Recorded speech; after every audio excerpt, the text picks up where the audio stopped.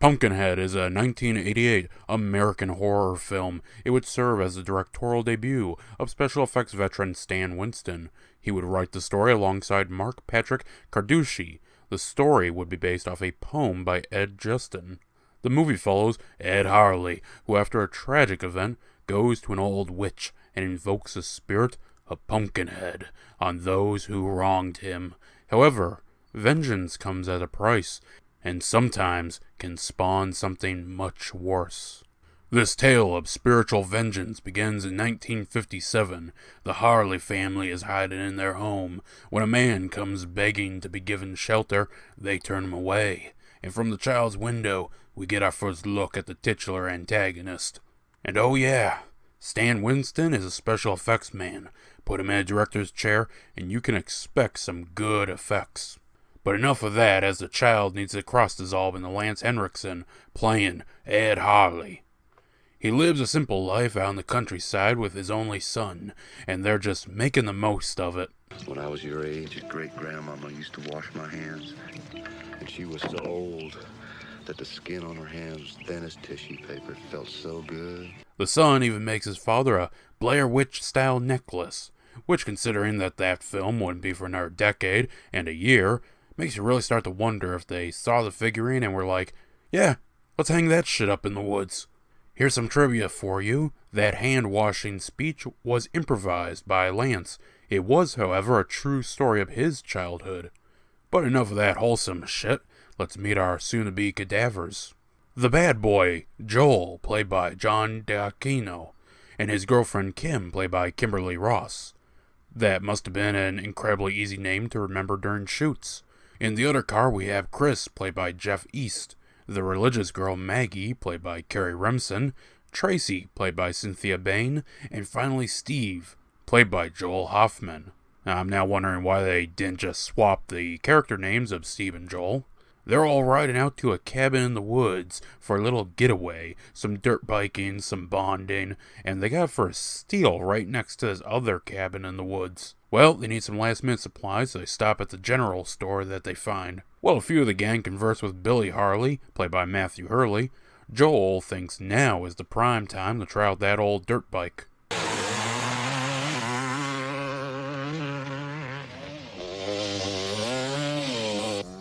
While he tears it up, the Wallace family arrives to pick up some feed and to get out some backstory on Pumpkinhead. Jimmy Joe, you done bad. Y'all know what settles on bad ones, don't you? Pumpkinhead. Another fun fact that's a little scary here was Brian Beamer's idea. He's the actor you see playing Bunt. Well, they leave. Ed leaves to pick up the feed he forgot, and Billy is left to watch the store. Well, they spend about 20 minutes building up to this moment. I'd say it's time to get the ball rolling. Or the dog running, as it does just that. Running after the dirt bikes, Billy gives chase.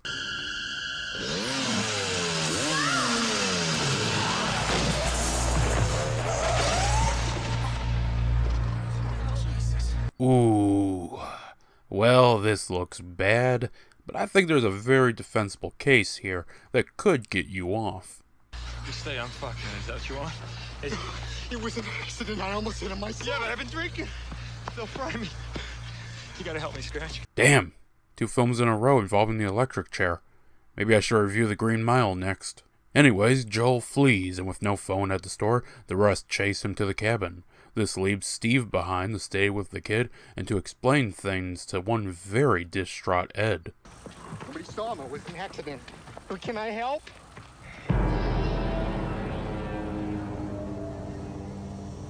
Back at the cabin, we learn that Joel is on probation after a previous accident, explaining why he rips the phone cord out and locks both Tracy and Chris in the closet.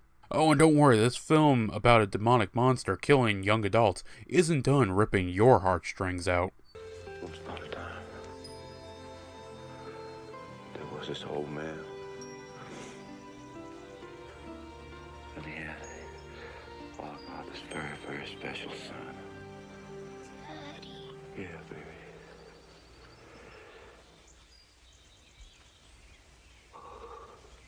Well, Steve has made it back, and he brings news of how Ed reacted. And he just looked at me. What do you mean he just looked at you? I don't know. Don't lie to me! He looked at me like he wanted to kill me.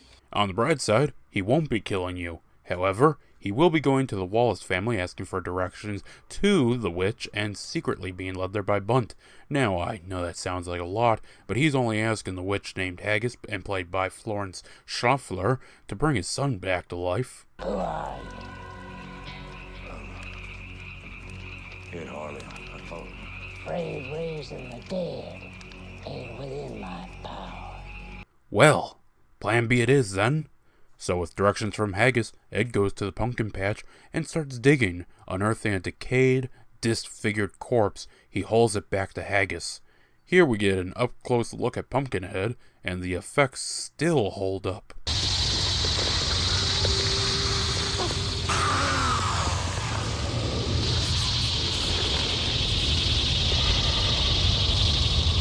Cutting ahead, something calls to Maggie and lures her outside. Steve goes after her, eventually managing to break the trance, but the trap is already sprung. Unable to stop the attack, Maggie flees back to the cabin screaming about a demon killing Steve. The men head out, only finding bloody clothing. Well, surprise, Steve is close to home. With him finished, Pumpkinhead takes Maggie, dragging her over the cabin into the woods and torturing her through sacrilegious scarring. Ed isn't having the best time either, as he failed to read the fine print. Yeah, so each kill will be experienced by the summoner, and it does not look painless. Oh, and the contract ends when the targets are dead. There's no calling it off. There's no stopping it. He's a fine old friar. All the sooner. God damn you, God damn you. He already has some. Well, not one to leave a chance at sadism alone, Pumpkinhead returns to the cabin and throws the corpse of Maggie through the window. This is too much for Kim as she faints. Joel, who a moment ago decided to turn himself in, steps outside screaming that he's the one at once. However, Pumpkinhead's contract is a package deal.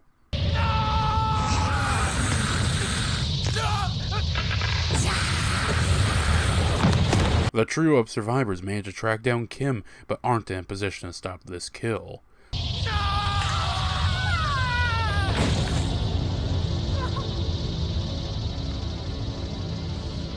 Trying to steal transportation, the trio are stopped by Pumpkinhead, but before he can do anything, Ed appears to save them. He manages to drop the demon, much to the relief of Joel. It's dead. But surprise, it was merely knocked down, and it does not believe in any kind of mercy kill.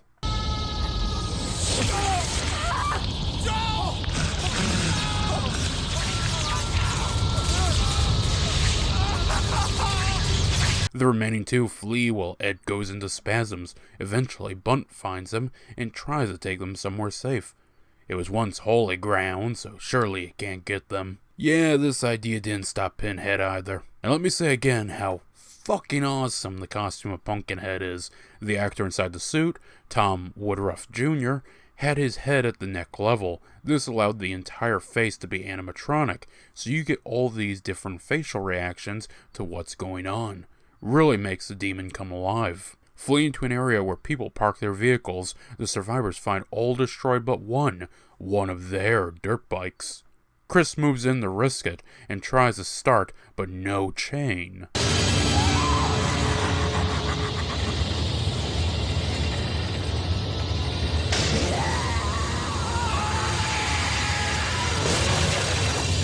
Leaving him for dead, the two run into Ed, who takes him to his home. He starts gearing up for a fight against the demon.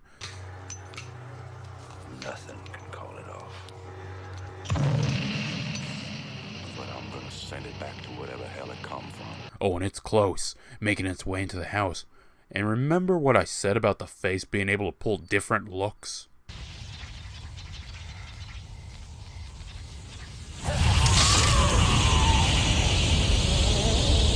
Yeah, that's fucking terrifying.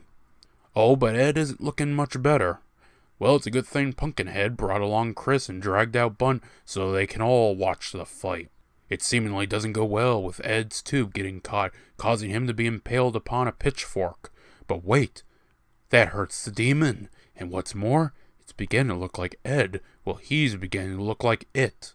Realizing what he must do, Ed drops the flamethrower and shambles to the truck, fighting the murder spasms. Meanwhile, Tracy lifts the flamethrower and gives the demon a burst of flame. This goes about as well as you could expect. But Ed saves the day, putting a round through his head. But wait, it wasn't a kill shot, only grazing him. With Pumpkinhead about to kill Bunt, Tracy unloads the remaining rounds into Ed Harley, killing him and the demon known as Pumpkinhead.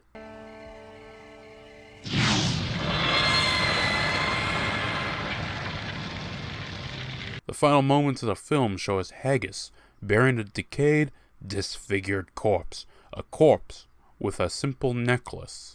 Pumpkinhead was made on an estimated budget of $3,500,000, but only made $686,567 in its opening weekend. Once it hit home video, it shot up in popularity, becoming a cult film and making its money back. There was enough interest that one direct-to-DVD sequel was made. In addition, there were 2 made-for-TV films, a comic book, and a video game, Bloodwing's Pumpkinhead's Revenge. The movie would be first shown off sometime during June in France, 1988. It had a limited theatrical premiere in the USA, 14th of October, 1988. In its entirety, it would achieve a box office income of $4,385,516. The last release was 25th of May, 2020, as a DVD premiere in Brazil. The film would largely be known as Pumpkinhead, but would have alternative titles like Vengeance the Demon in Sweden, or as a French title in Canada, Pumpkinhead the Halloween Demon. Filming would be done in Topanga, California, USA. Despite the title, the titular creature was never intended to have a pumpkin for a head. It is only called Pumpkinhead because of it being dug up out of a pumpkin patch. The man killed at the start of the film is Clayton Heller, played by Richard Warlock, the stunt coordinator. Tom Woodruff Jr. is a man inside the Pumpkinhead suit throughout the film. During filming, the crew wanted to avoid possible damage to the suit, so Woodruff was glued into the suit every day at the start of filming and would spend upwards of 8 hours straight inside the suit. He wasn't the only one wearing heavy prosthetics. The actress playing Haggis wore 65 pounds of makeup and effects for her scenes. When it came to costumes, Lance probably had the easiest time. The hat was his. The World War I style shotgun, a Stevens Model 250-620, was his own shotgun he actually owned prior to filming. The silver coins he offered as payment to Haggis were acquired by him. He traveled around to several pawn shops and purchased them. Most fell through the floorboards of the shack, and to this day probably still lie there. Only real problem Lance faced was he had dentures made to give him a more rural look. These ended up chipping his real teeth. The dog actor Mushroom did his own stunts and was in the film Gremlins 4 years prior. The cabin itself was used in Friday the 13th, the final chapter. The poem that led to this film was previously called The 7 Gargoyles of Hell. The song the kids use early in the film is taken from the poem. There was a cut scene introducing the characters at a diner, but it was cut from the final product. The film was almost lost due to the bankruptcy of De Lotus Entertainment Group. However, United Artists, another strange and unexpected connection to I Married a Witch, gave it a limited time release. They tested the film under the title Vengeance the Demon. I'm glad we all decided to stick with Pumpkinhead. This is a truly classic film for any fan of practical effect, monster movies, slashers, and just horror films in general. The story is a rather timeless one, and is well enough acted by the main cast with significant talent put on display by Lance and Florence. The reasoning for Ed's revenge is sympathetic enough from just a concept perspective. However, Lance manages to make you really feel bad for his situation. It adds a bit more weight to the film when it can draw you in. When Pumpkinhead does show up, the effects speak for themselves. Yes, with modern upscaling and such, you can spot some inconsistencies, but the effects were great and still hold up to this day. It's a genuine shame that none of the later attempts at the franchise bore fruit. Pumpkinhead isn't what I would consider a slasher. He's a monster, and this is a monster movie, yes, but while Michael or Jason are single-minded in their killing, Pumpkinhead, with his more sadistic nature, reminded me more of Pinhead. Both are near otherworldly entities that once summoned must get their targets. Jason will kill whoever crosses his path, meanwhile Pumpkinhead will only kill his target, or those who attempt to interfere.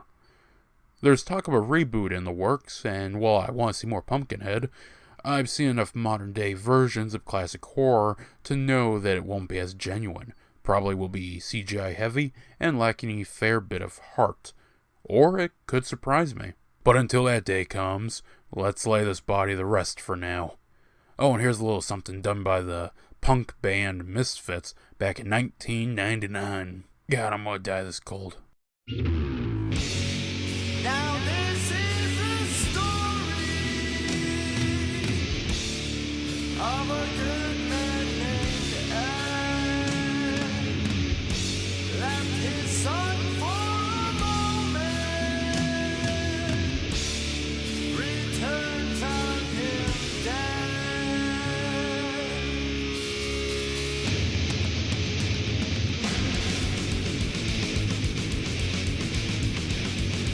Recall the tale as a boy who was sold on an evil witch so wicked so old. Seeks a promise if I see will not give. His older son knows who's where the witch lives. He took a dare but refused to go in. The boy knew war was about to begin. She has the power to avenge the dead. It goes your soul now, come with me here. I'm gonna take you where your body will lie. I'm gonna take you there, my friend. I'm gonna show you where your life will end. I'm gonna bring you here again. Think of the Springfield lady said that they can be lies here from sleeping with the dead. You understand when you ask of me, not even death can set you so free. I guess that's cause then you will find an evil that the sleep inside your men. Oh my God, did he to hell? You did not restrain. We already answered, and we should explain. I'm gonna take you where your body will lie. I'm gonna take you there, my friend. I'm gonna show you where your life will end. I'm gonna bring you here again.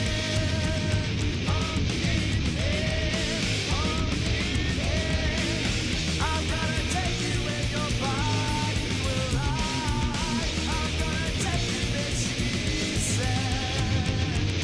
I'm gonna show you where your life will end. It's 'cause I can't go Pumpkinhead. Away from Pumpkinhead unless you're tired of living. His enemies are mostly dead. He's living unforgiving.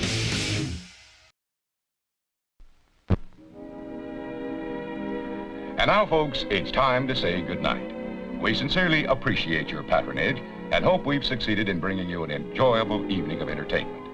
Please drive home carefully and come back again soon. Good night.